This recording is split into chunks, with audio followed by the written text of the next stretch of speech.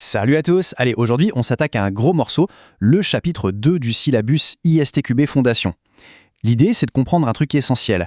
Le test, ce n'est pas juste quelque chose qu'on fait à la toute fin, avant de livrer. Non, non, c'est une activité qui doit être présente bien partout, tout le temps, du début à la fin du projet. Et pour bien comprendre ça, on va utiliser une image, une analogie qui marche super bien. Imaginez que vous construisiez un gratte-ciel.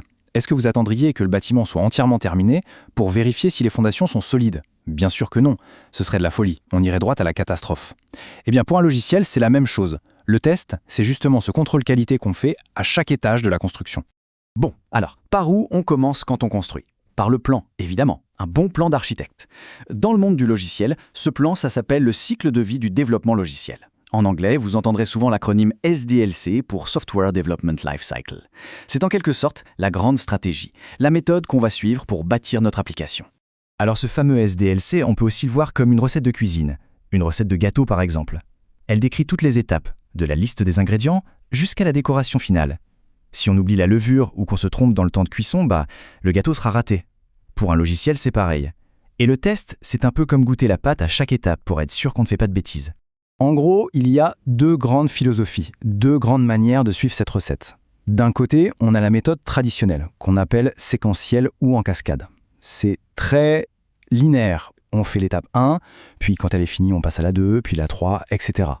Le gros souci, c'est que le test arrive tout à la fin. Et de l'autre côté, on a les méthodes agiles. Là, c'est complètement différent. On travaille par petits bouts, par cycles très courts. On construit un petit quelque chose, on le teste tout de suite, on le livre, et on recommence. Le test est complètement intégré, c'est une activité permanente. Alors ce schéma, le modèle en V, il peut faire un peu peur au début, mais l'idée derrière est super intelligente. C'est une sorte d'amélioration du modèle en cascade. Regardez bien, la branche de gauche, c'est la conception et le développement, ça descend. La branche de droite, c'est le test, ça remonte. Et le truc génial, c'est que chaque niveau à gauche a son jumeau, son miroir à droite. Ça veut dire que dès le début, quand on écrit les spécifications, on pense déjà à comment on va les tester. On prépare les tests en même temps qu'on conçoit. C'est ça, le concept clé du modèle en V. Et c'est vraiment un point important pour l'ISDQB. Ok, on a notre plan de construction. Maintenant, on va monter les étages. Et ces étages, dans notre monde, ce sont les niveaux de test. C'est logique, non?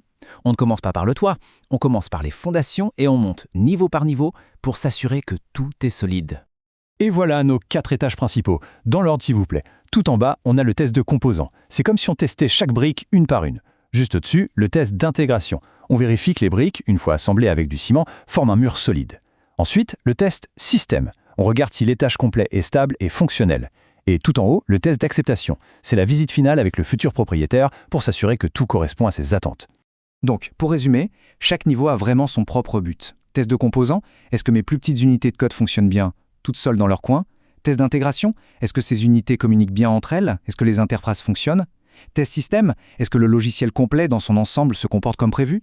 Et enfin, test d'acceptation, est-ce que le produit final répond vraiment aux besoins du client? Est-ce qu'il peut l'utiliser pour faire son travail? Ok, on a nos étages. Mais pour inspecter chaque étage, on a besoin d'outils différents.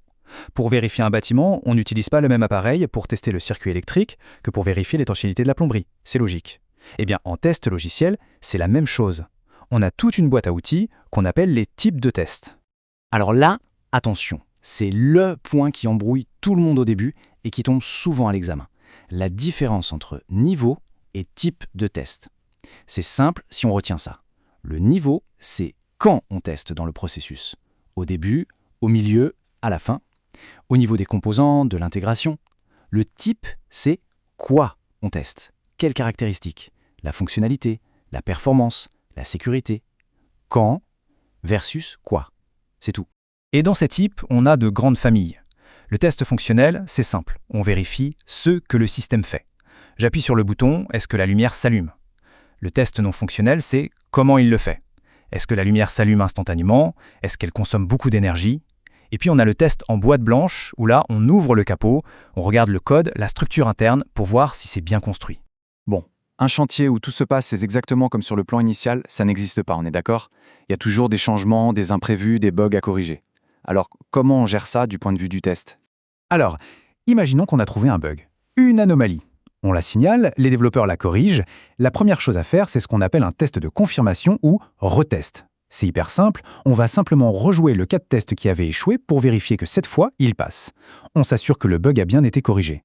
Mais ce n'est pas tout, et c'est là que ça devient un peu plus subtil. Parce que, comme le dit l'adage, en corrigeant un bug, on risque d'en créer un autre, complètement ailleurs. Et c'est précisément pour éviter ça qu'on fait du test de régression. L'objectif, c'est de vérifier que la modification qu'on vient de faire n'a pas cassé quelque chose qui marchait très bien avant. On ne se contente pas de vérifier la correction, on reteste tout un tas d'autres fonctionnalités, surtout les plus critiques, pour s'assurer qu'il n'y a pas eu d'effet de bord. Et comme c'est souvent long et répétitif, c'est le candidat parfait pour l'automatisation. Et bien sûr, le travail n'est pas fini une fois le logiciel livré. Loin de là. Le test continue pendant toute la vie du produit. C'est ce qu'on appelle le test de maintenance. Ça se déclenche à chaque fois qu'il y a une modification. Une mise à jour, un correctif de sécurité ou même un changement d'environnement technique, comme une nouvelle version de la base de données. Allez, pour finir, on quitte notre chantier de construction pour entrer dans une usine ultra-moderne. On va parler des approches actuelles, et notamment du DevOps. L'idée, c'est de passer d'un processus un peu artisanal à une chaîne de production à très haute vitesse. Le DevOps, avant d'être une série d'outils, c'est une culture, une philosophie. L'idée, c'est de casser les silos entre les équipes de développement, les devs, et les équipes qui gèrent la production, les ops. On arrête de se renvoyer la balle, tout le monde collabore pour livrer plus vite et avec une meilleure qualité. Et dans ce monde-là, la qualité, donc le test, devient l'affaire de tous. Et la colonne vertébrale du DevOps, c'est ce qu'on appelle le pipeline CI/CD, pour intégration et livraison continue. C'est vraiment une chaîne d'assemblage automatisée. Un développeur pousse son code et derrière, une machine prend le relais, elle compile le tout, elle lance une série de tests automatiques et si tout est vert, elle peut même déployer la nouvelle version directement en production. Et ça, c'est un changement de paradigme énorme. Le test automatisé devient la porte d'entrée, le gardien de la production. Si un seul test échoue, la porte se ferme, la chaîne s'arrête et rien ne passe. C'est un filet de sécurité ultra puissant qui garantit qu'on ne livre pas de régression. Et toute cette automatisation s'appuie sur une idée clé, le shift left ou décalage vers la gauche. Imaginez une ligne de temps. À gauche, le début du projet, la conception. À droite, la fin, la livraison. L'idée du shift left, c'est de prendre toutes les activités de test qui se trouvaient traditionnellement à droite et de les décaler le plus possible vers la gauche. En bref, on teste plus tôt et plus souvent. Concrètement, ça donne des pratiques comme le TDD, le Test Driven Development. Là, on pousse le concept à l'extrême, on écrit le test avant d'écrire le code qui le fera passer. C'est un peu contre-intuitif au début, mais c'est très puissant. On définit d'abord le comportement attendu via un test, qui échoue bien sûr, puis on écrit juste le code nécessaire pour que ce test passe au vert. Ça force à écrire un code plus simple, plus ciblé et testable par définition. Donc, pour tout résumer, le message principal de ce chapitre de l'ISTQB est limpide. Le test, ce n'est pas un événement, une phase qu'on coche à la fin d'un projet. C'est une activité continue, un état d'esprit. C'est vraiment le fil rouge de la qualité qui doit être tissé à travers tout le cycle de vie du logiciel, de la toute première idée jusqu'à sa mise à la retraite.